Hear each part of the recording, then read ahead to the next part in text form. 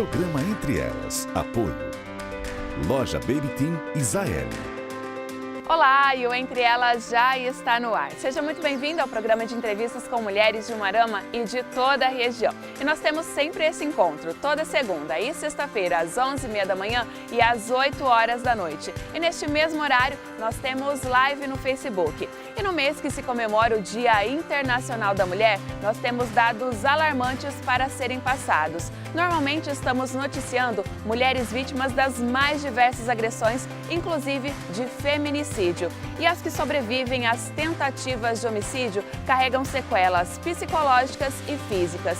Segundo a Comissão Interamericana de Direitos Humanos, 126 mulheres foram mortas só no mês de janeiro. E hoje nós vamos contar uma história de muita violência, porém agora de plena superação.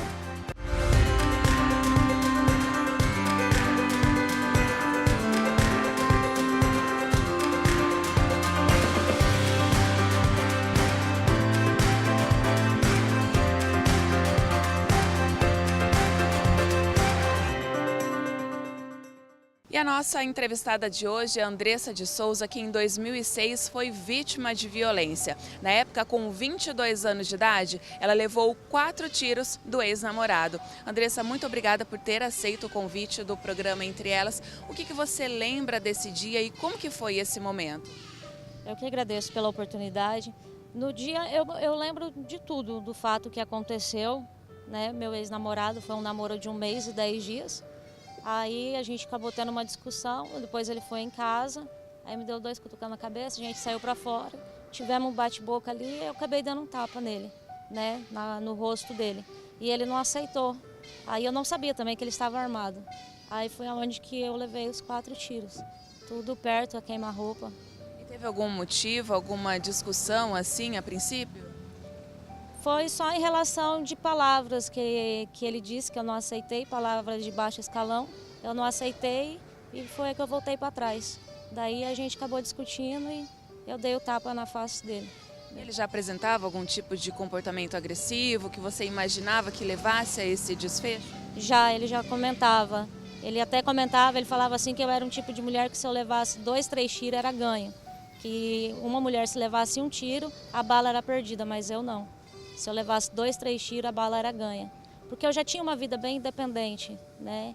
Eu levava uma vida bem independente, não dependia já do meu pai, da minha mãe, essas coisas. Eu já levava uma vida independente sozinha daí. Então ele se espelhava nisso.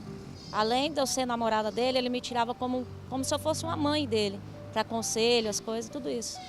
E no dia, teve alguém que pediu socorro, ajuda? Como que foi o desenrolar dessa história? Aqui eu morava numa casa onde tinha um casal e mais o pai do rapaz que eu morava, que eu alugava o quarto deles lá. Então na hora tava o Marcos e tava o pai dele, estavam no portão comigo, até inclusive o pai dele tinha uma deficiência no pé. E na hora foi ele que me socorreu, né, que me levou pro ponto de posto de saúde, só que lá no Alto Piquiri é uma cidade que não tem hospital, então eu tive que vir para cá. Aí eu vim para cá, para Umuarama, fiquei no Hospital São Paulo. E sua família, ela esperava? Como ela recebeu essa notícia? Na realidade, para minha família não foi muita surpresa, né? Que pela vida que eu levava, eles esperavam já coisa pior. Mas houve assim um choque, né? Porque eu sempre fui muito ativa e tal, e depois parar na cadeira de roda. Então, meu pai, minha tia ficaram com muito medo de eu entrar em depressão, mas graças a Deus não. Como que foi toda essa transição? Quando você recebeu, né, a notícia do seu estado de saúde, como que foi essa adaptação e readaptação da sua vida? Thalita, na realidade, no segundo tiro eu já sabia que eu não iria andar. Eu já tive a sensação porque eu perdi o movimento no segundo tiro, né? Na realidade, dentro da UTI, eu mesma fui ganhando uma força. Por causa devido, eu tive perfuração de intestino, bexiga, os 2 pulmões, a coluna, a costela quebrada. Mas dentro da UTI, entrou dentro de mim uma força para viver. Não era para morrer, sabe? Era uma força para viver. E, tipo assim, eu me apeguei com Deus e os meus sonhos. Eu nunca deixei ninguém matar os meus sonhos, sabe? Os meus sonhos sempre foi a minha fortaleza.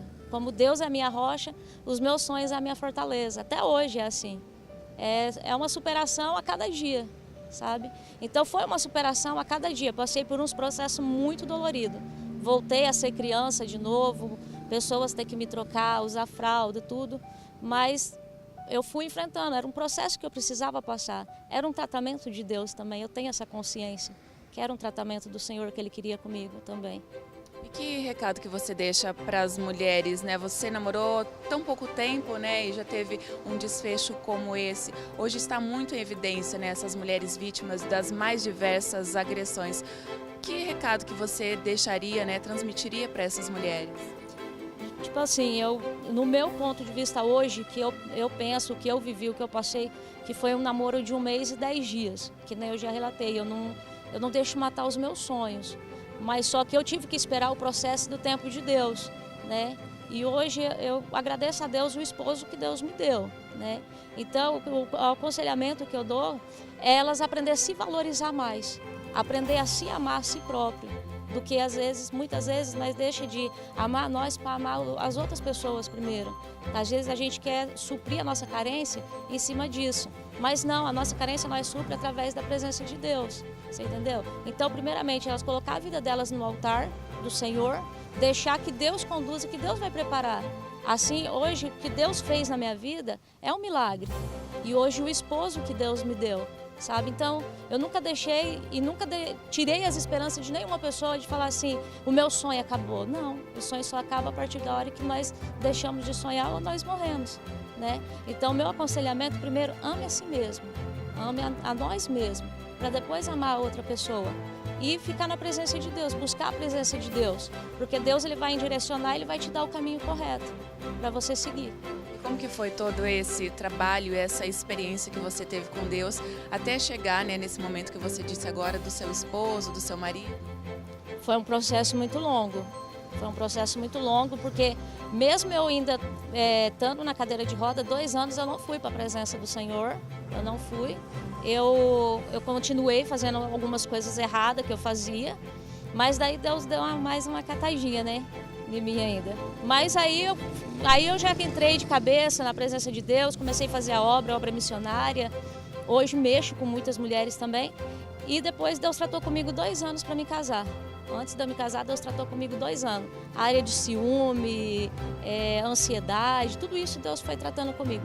E até, inclusive, mesmo na presença de Deus, Deus tratou comigo que primeiro eu tinha que amar a mim mesmo, para depois eu amar a outra pessoa. Daí. E estamos aí, estamos seguindo a nossa vida. Graças a Deus, cada dia conquistando uma história nova. Aquilo que eu pedi, eu louvo e agradeço a Deus, que aquilo que eu pedi quando eu tinha 6, 7 anos de idade, Deus tem cumprido na minha vida agora. Né? Então, a deficiência ela não me possibilitou de nada. Eu tenho as minhas limitações, mas as minhas limitações eu enfrento ela normal, o meu dia a dia normal. Pra gente finalizar, o que motiva a vida da Andressa hoje? O que motiva a minha vida? Nossa, os meus sonhos. Os meus sonhos é o que me motiva. E a seguir, mulheres empreendedoras apostam no segmento de franquias. É depois do intervalo, não saia daí!